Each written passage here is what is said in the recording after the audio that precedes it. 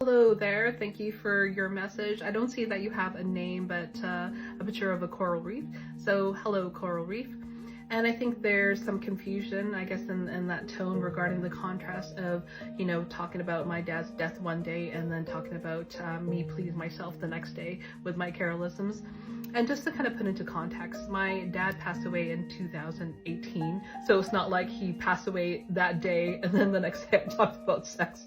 I was just capturing that moment, that experience that I felt when I was able to hold his hand in his last moment of breath.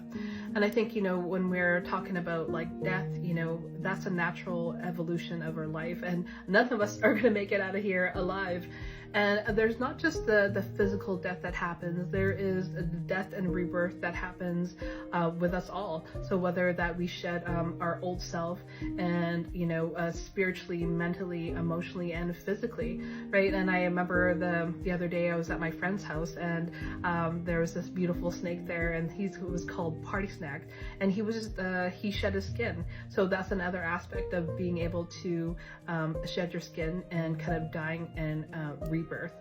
And I think, another point that it kind of brings up in my mind is in regards to the whole grieving process.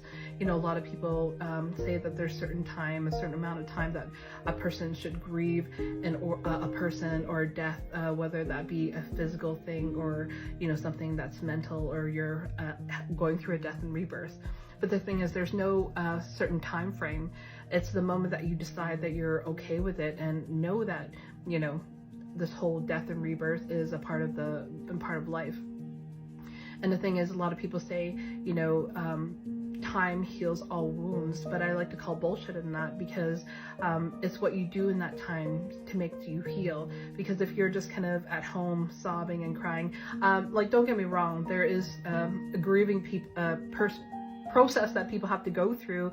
When they have to grieve an individual and let you feel those emotions and all that other stuff. But if you're stuck in that state for 24/7 for a decade, then there's something wrong there.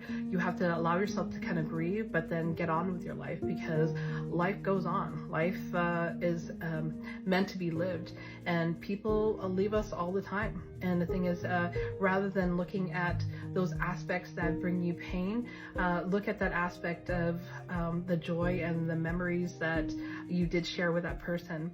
Because with my dad, that last year of his life where, he realized he got stage 4 cancer, and it was kind of like going downhill from that.